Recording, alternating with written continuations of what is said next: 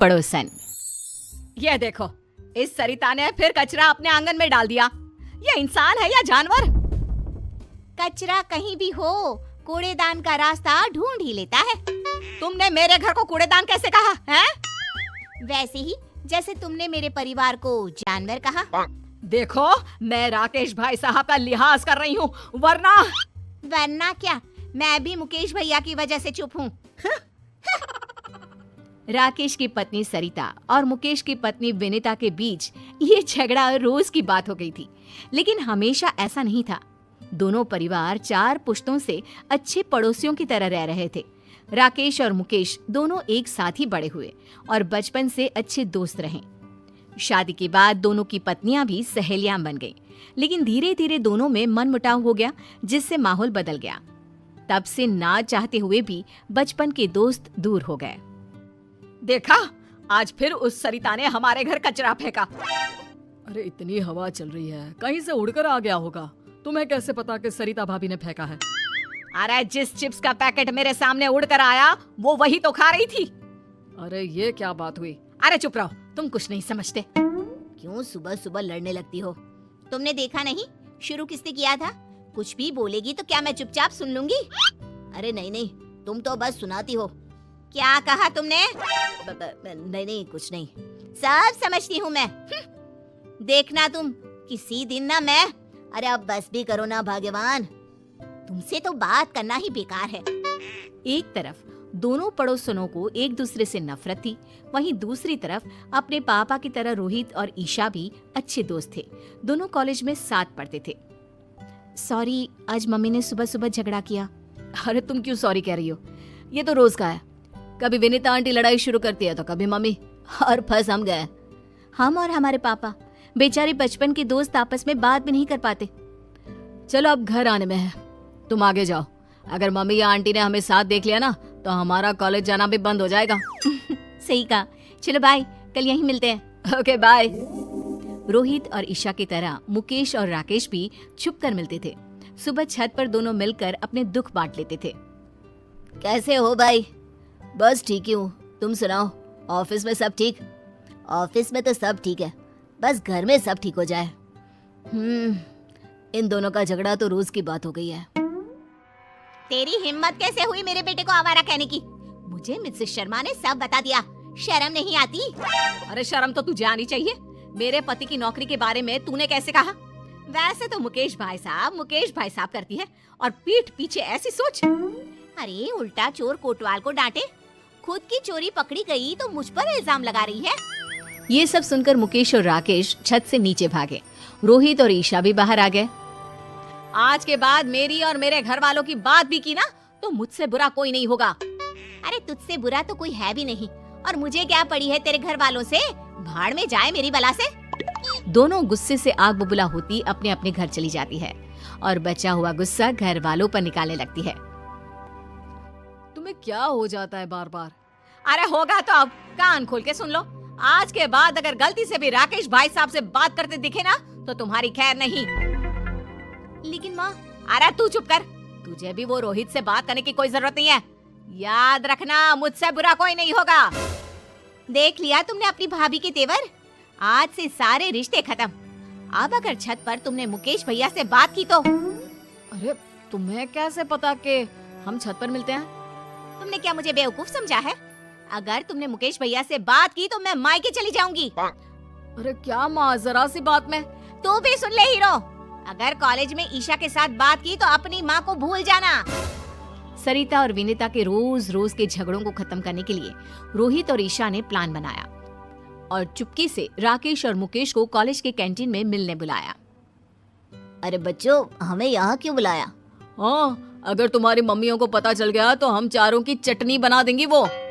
पापा, मुकेश अंकल, हमने मम्मी और आंटी के झगड़े को खत्म करने का प्लान बनाया है। कैसा प्लान? देखिए, मम्मी और आंटी दोनों दिल की बुरी नहीं है। दोनों के झगड़े का कारण थोड़ी गलतफहमियां और बाकी चुगलियां हैं। आपने सुना नहीं था? मम्मी को विनीता आंटी और विनीता आंटी को मम्मी के खिलाफ वो शर्मा आंटी ने ही तो भड़काया था। हाँ, विनीता तो बल्कि रोहित की हमेशा तारीफ करती है, कहती है इतना समझदार लड़का है, पढ़ाई में भी अव्वल है। सही कह रहे हो, सरिता भी तुम्हें अपना भाई मानती है। वो क्यों किसी से तुम्हारी बुराई करने लगी? बस पापा, इसीलिए हम चाहते हैं कि दोनों को एक दूसरे की अच्छाई का पता चले और झगड़ा भूलकर दोनों में दोस्ती हो जाए। ऐसा प्लान है। कल मम्मी मार्केट जाने वाली है और विनीता आंटी मंदिर, तभी सही मौका है। अरे लेकिन करोगे क्या? यहाँ आइए। दोनों बच्चों ने राकेश और मुकेश को प्लान सुनाया। लेकिन बेटा, कोई गड़बड़ तो नहीं होगी ना? डोंट वरी अंकल, हमने अपने दोस्तों के साथ मिलकर प्लान बना लिया है। सुनो जी, कल मंदिर जा रही हूँ मैं। ठीक है, आराम से जाना। हेलो रोहित बेटा, तुम्हारी आंटी निकल गई है। All the best. सुनो जी, पैसे दे दो, मैं मार्केट जा रही हूँ। अब हाँ, टेबल पर रखे हैं और मैंने सामान की लिस्ट भी बनाई है, वो भी लेते जाना। बेटी ईशा, तुम्हारी आंटी निकल गई है, जरा ध्यान से। जैसे ही विनीता मंदिर से बाहर आई, उसने देखा कि वहाँ भीड़ लगी है और लड़ाई हो रही है। उस लड़ाई में उसे एक जानी पहचानी आवाज सुनाई दी। वो तुरंत पास गई। आंटी आ रही है, चलो नाटक शुरू करो। अरे पैसे तो देने ही पड़ेंगे, तुम्हारी वजह से हमें चोट आई। देखो, एक तो तुम रॉन्ग साइड आ रहे थे, ऊपर से एक बाइक पर 3 सवार, स्पीड तुम्हारी ज्यादा थी और इल्जाम मुझ पर। गलती किसी की भी हो, पैसे तू ही देगा। और ना दूं तो आज मार मार के तेरी हड्डियां तोड़ देंगे और तेरी ये बाइक भी। देखो, मैं पुलिस को बुलाऊंगा।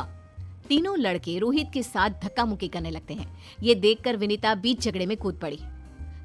बंद करो ये, तुम्हारी हिम्मत कैसे हुई इसे हाथ लगाने की? मैडम, आप बीच में मत आओ, इसकी वजह से हमारी गाड़ी टूट गई, अब हम इसको तोड़ेंगे। मैं इसे अच्छे से जानती हूँ, ये कभी गलती नहीं करता। गलती तुम्हारी होगी। अब भागो यहाँ से, वरना पुलिस को मैं बुलाती हूँ। नहीं, पुलिस नहीं। अरे भागो यहाँ से। थैंक यू आंटी, आपने बचा लिया। अरे बेटा, तू मेरे बेटे जैसा ही तो है, तुझे चोट तो नहीं आई ना? नहीं, मैं ठीक हूँ। आप जो वक्त पर आ गई। अरे बस भी कर, चलो मैं आपको घर ले चलता हूँ। अच्छा ठीक है बेटा, लेकिन अपनी माँ को मत बताना कि मैंने तेरी मदद की।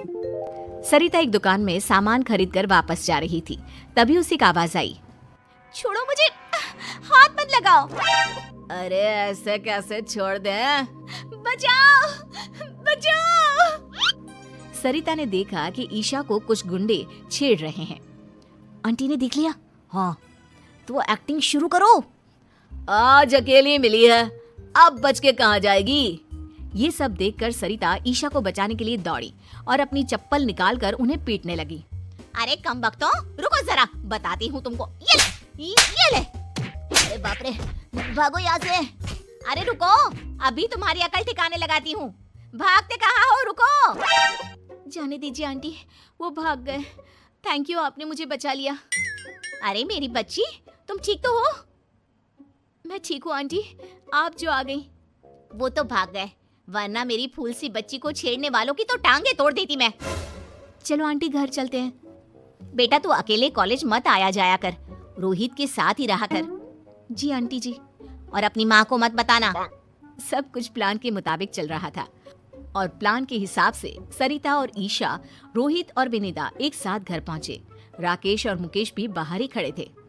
अरे रोहित, तुम इसके साथ? ईशा, तो इसके साथ कहाँ से आ गई? तब रोहित और ईशा ने अपनी अपनी मम्मियों को बताया कि कैसे आंटी ने उनकी मदद की। सारी बातें सुनकर दोनों की आंखों में आंसू आ गए। सरिता, थैंक यू, तुमने मेरी बेटी को बचा लिया। मैं तुम्हारा एहसान जिंदगी भर नहीं भूलूंगी।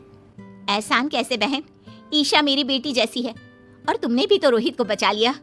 अरे कैसे नहीं बचाती, हमारे घर के लड़के को कोई ऐसे ही हाथ लगा लेगा क्या?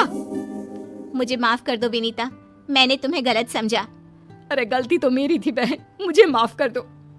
देखा सरिता, दिल की बुरी ना तुम हो ना विनीता, दोनों ने आज एक दूसरे के बच्चों की मदद की। हाँ, और तुम्हारी लड़ाई का कारण था गलतफहमी और वो मिसेस शर्मा की चुगली।